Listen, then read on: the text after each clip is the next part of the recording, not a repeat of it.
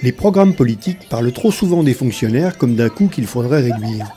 Alors plusieurs dizaines de milliers d'agents, de la santé, de l'action sociale, des collectivités territoriales et de l'État, auxquels s'étaient joints des salariés des organismes de sécurité sociale, ont manifesté dans l'unité syndicale ce 7 mars à Paris.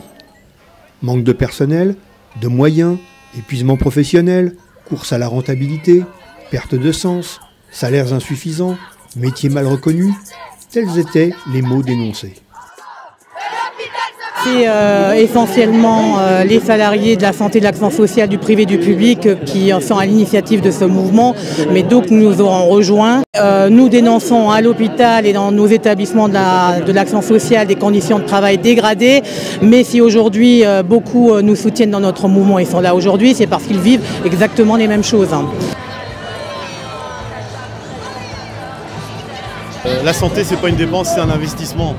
Si l'espérance de vie augmente dans ce pays, c'est parce qu'on a la sécurité sociale, c'est parce qu'on a des personnels qui sont consciencieux. Donc c'est pas une dépense, la santé, le service public, c'est pas une dépense, c'est un investissement. Et un pays qui se porte bien, eh bien, il favorise ses services publics.